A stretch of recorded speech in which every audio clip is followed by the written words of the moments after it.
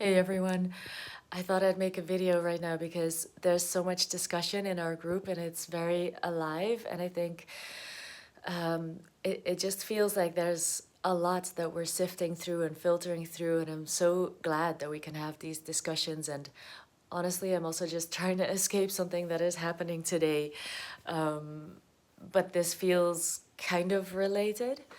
Uh, I'm having the first conflict I've ever had with one of my best friends after a few years of knowing each other. Uh, it's very beautiful. So, we're talking about soulless or non player persons. And Sarah Al-Khaldi is someone that I have been listening to. I really like her explanations because she doesn't make it just one single definition, but she kind of weaves with like the different sentiments and the different ways that different esoteric schools have approached this non-player entity. And I personally have no idea really about like a person that is totally empty and void of soul. It's also something that from childhood it's been so deeply embedded in me that everybody is savable.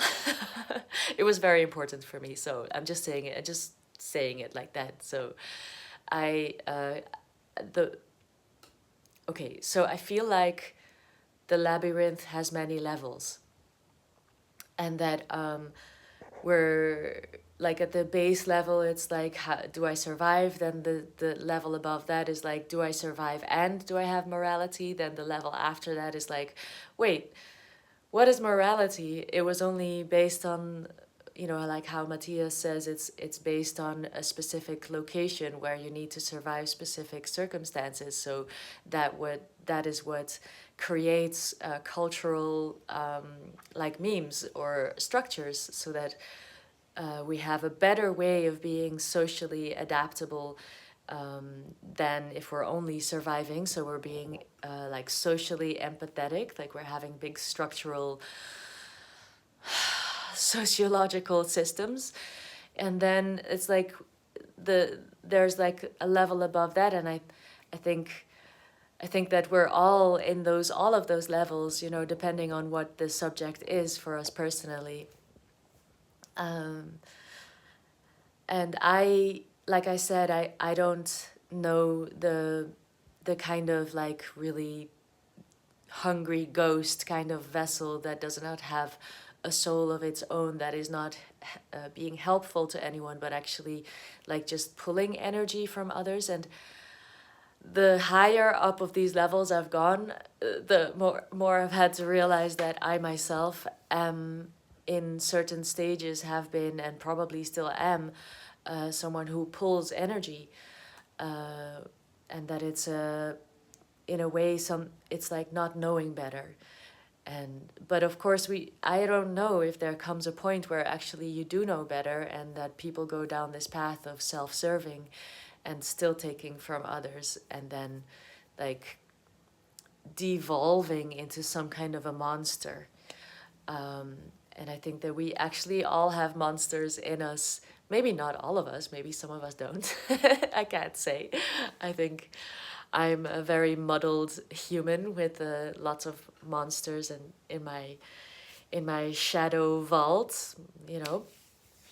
Um, I'm actually on my YouTube account. I'm making a lot of videos about narcissism. So, with all of these, trying to talk about all of these contexts as well.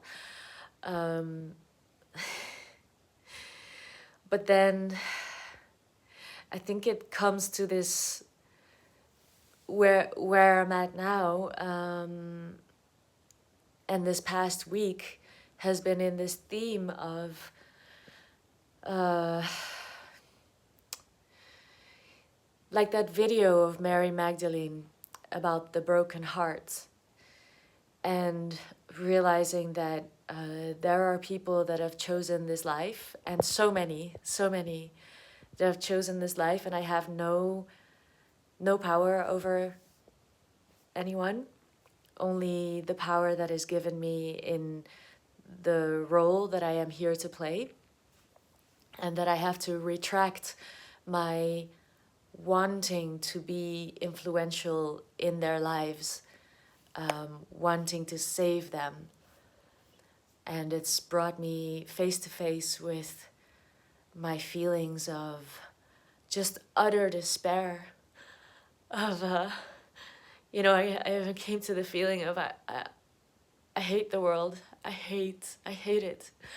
I hate that I have to see my parents, like, I'm sorry, I'm just gonna go a little bit emotional so you understand what I mean, where it's coming from. And it's not like the whole truth. It's not the objective truth, but it's like something that I have to go through. It's part of this process that I realize that, like, for example, my parents, I've for 20 years I've told them, you really need to eat better, eat organic, because this and that is gonna happen. Or I knew what was gonna happen, and it's happening. And it's this, like, raising my consciousness is also isolating me in social terms. And I am faced with the tragedy that they are just living through it and being like, I can see their body and their whole structure falling apart. And I am resigned to doing nothing and finding my peace.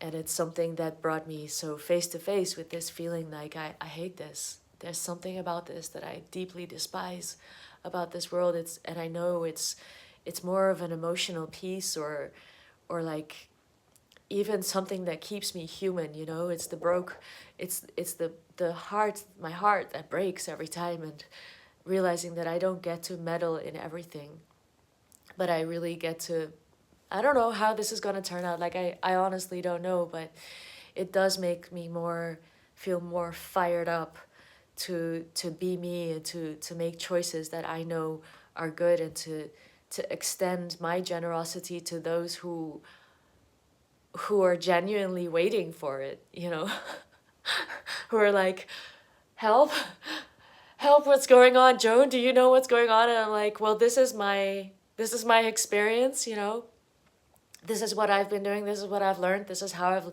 the protocols that I've learned, that have helped me to build up my body. And, and now I'm like studying human design, and I'm like, you know it makes me so happy that I can study all these things, and that I could potentially help someone else understand their kind of system that they're living in, and that gives them power to, what power is given innately. And yeah, so to come back to what is soul lost. So I don't know. But I heard Sarah Al-Khaldi, like the alchemist on YouTube, she talked about how, I think she also said that there was one of these, I think it was like non-player entity, NP, what was it again? I don't know, you guys know, right? That it's also like from the CIA or something, like it's a literally something that was coined in like the 60s, I don't know, but it was like all about targets and how to use non-player entities for like to just use them, because they wouldn't know, and it's very easy to make people believe something and make them agents that actually don't know what they're doing. So as far as I understand, this is one of the places that this is actually coming from. So we might also understand that in a way it's a definition that was given in a certain way. And she was also talking about how esoteric schools, and especially like the fourth way that I'm really interested in, but I don't know anything about, only through people. The fourth way teachings that, in fact, we are mechanical, and we are so deeply in the programming that the chances of us really being sovereign are so slim. And so, like, it's something that we have to really want, because otherwise we just slip into the ease of being brainwashed and programmed. So she was also saying how in some esoteric schools they say that you don't have a soul until you work for it, until you earn it, and that raising the consciousness is growing your soul, and from lifetime to lifetime, like you have more agency, you have more power to exhibit, and you realize more and more. But it's like it goes together with this realization how little power we actually have or are born into as a whole, global society. I don't know if that's the answer. But yeah, they were saying that for some esoteric schools, they actually say you don't have a soul until you earn one. And of course, there are other, it's much nicer to think that we are born with a pure soul, and that throughout life maybe we lose it a little because of conditioning, and then we can gain it back in the life by making decisions. But I have also heard Matthias say like that we only have the choice to be in alignment with our spirit, with our higher self, or to not, and that our soul is this emotional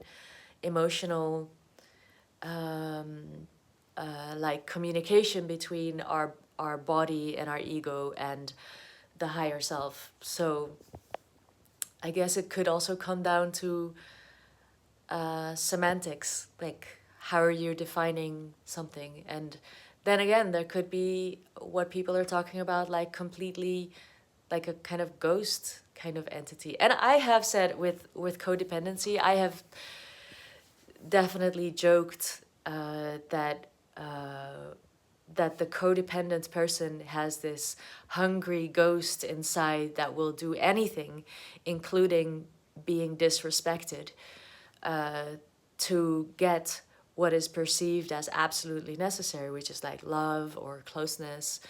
And I've always felt like that is like the body's hunger to start to be acknowledged, and that I don't know if you can go without that. Sorry, I've like switched over to talking about codependency, and that the just our biology of needing people, needing closeness, and needing to be reflected by others. That I don't know. I have a lot of like